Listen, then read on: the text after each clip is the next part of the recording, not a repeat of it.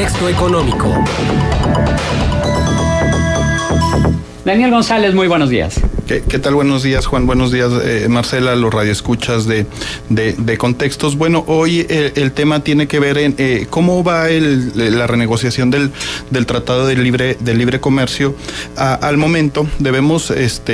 pues tener en cuenta que lo último que nos dicen los especialistas del sector económico es que los riesgos en la economía mexicana están básicamente por el tema electoral, por el tema del Tratado de Libre Comercio y el tema de la seguridad al interior del país. Estos factores como pues temas a considerar de manera importante en nuestra economía. Al momento lo que estamos viendo es que antes de que se haya firmado el Tratado de Libre Comercio de América del Norte tenemos dos buenas noticias en este sentido para la economía mexicana. La primera de ellas tiene que ver con la ratificación del Acuerdo Integral y Progresista de Asociación Transpacífico, el TPP-11, con lo que México se convirtió en el primer país en firmar este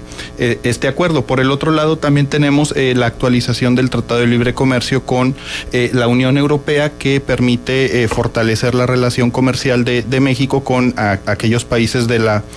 eurozona, sobre todo en el sector de la industria de alimentos. Es importante destacar que lo que hemos estado viendo en estos días es básicamente la urgencia que tienen, por un lado, tanto Estados Unidos como México, en que se pueda solventar ya esta relación del Tratado de Libre Comercio, y encontramos declaraciones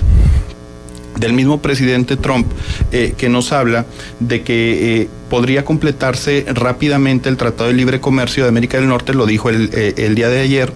siempre y cuando se cumpla con una serie de elementos que son importantes para los norteamericanos, como el tema de las reglas de origen y los mecanismos para resolver controversias. Todavía estos dos temas son bien importantes para que se pueda firmar el Acuerdo de Libre Comercio, pero ya encontramos los primeros indicios por parte del presidente Trump en materia de la intención de firmar este acuerdo. También lo que hemos estado observando en este sentido es que por parte del gobierno mexicano se habla de que ya está prácticamente en un 80% resuelto el tema del Tratado de Libre Comercio para nuestro país. Y esto lo enlazo un poquito con lo que dijo Joseph Stiglitz por ahí de 2006, cuando vino a dar una conferencia a nuestro país, en donde él hablaba de que para México podría ser importante pues cambiar el modelo económico a una versión muy parecida a lo que se maneja en China y lo que se maneja en la India. ¿Por qué les comento esto? Porque mientras se dan las negociaciones del Tratado de Libre Comercio de América del Norte y tenemos lo de la Unión Europea y el Tratado Transpacífico, al cierre del 2018, de acuerdo al Fondo Monetario Internacional, por primera vez en su historia, China va a tener un ingreso de PIB per cápita superior al PIB per cápita mexicano. En 1980, China tenía un PIB per cápita de $309, mientras que México lo tenía de $3,296 per cápita. Las cifras al cierre del 2018 que está considerando el Fondo Monetario Internacional es que China llegue a los $10,088 por habitante, mientras que México avance en $9,723 por habitante, superándonos en esta consideración. Este efecto básicamente tiene que ver con las tasas de crecimiento promedio cercanas al 10% de los últimos 30 años de la economía china, mientras que el promedio de crecimiento en este periodo para la economía mexicana es del 2.6%. Y esto también tiene que ver ¿Por qué lo traemos a colación? Porque en esta estrategia de diversificar mercados y de poder tener la posibilidad de que la economía mexicana no firme el Acuerdo de Libre Comercio de América del Norte, como a principios de año se especulaba,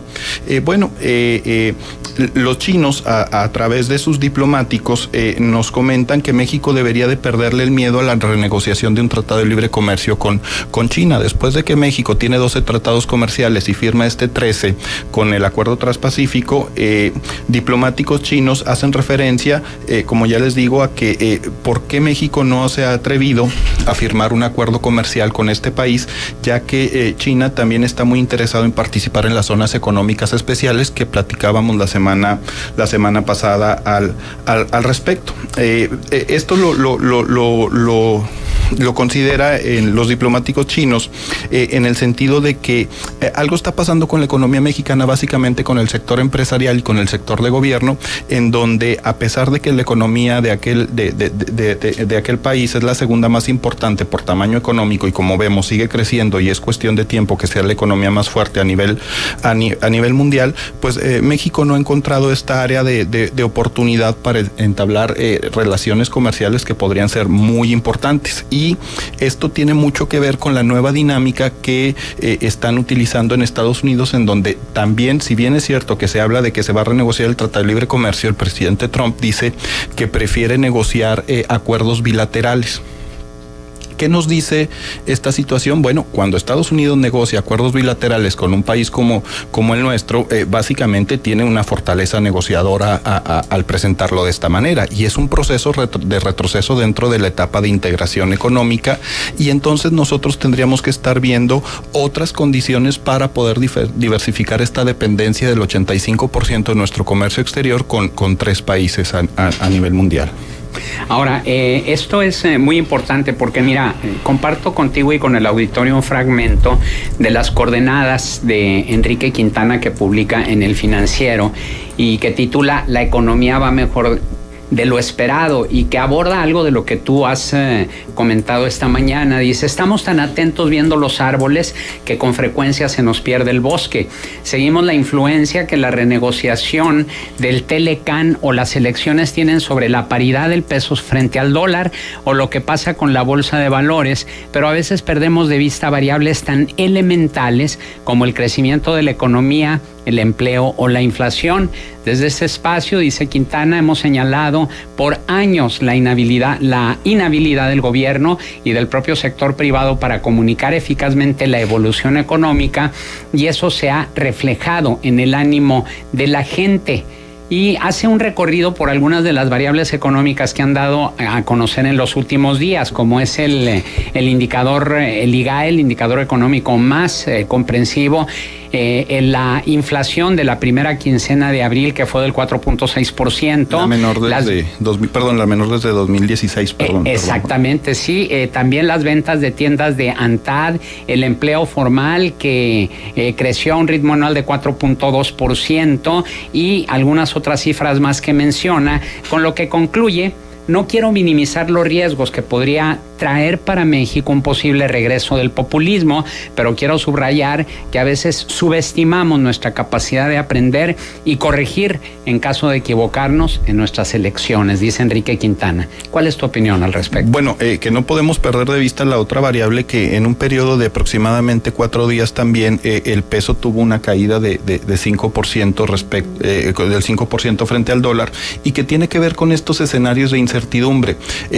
Para mí las condiciones básicas es el grado de dependencia que tenemos en relación al comercio exterior con 3 países, básicamente España, Canadá y Estados Unidos, de los cuales el 80% es solamente la relación con Estados Unidos. Y también el tema de que históricamente el comercio exterior mexicano es deficitario, siempre compramos más de lo que vendemos, aunque la relación sea positiva con Estados Unidos. Ninguno de los candidatos que está contendiendo por la presidencia de la República está, o por lo menos se ha pronunciado de una manera abierta en contra de las relaciones y los acuerdos comerciales que tiene México con otras partes del mundo, pero sí necesitamos ver cómo podemos diversificar estas relaciones comerciales, como se está haciendo con Europa, como se está haciendo con el Acuerdo Transpacífico, y cómo vamos a lograr renegociar este acuerdo de libre comercio de una manera benéfica. A mí lo que me preocupa es la intención de negociar tan rápido el proceso y que en ese sentido se pueda generar ciertos escenarios que no favorezcan a la economía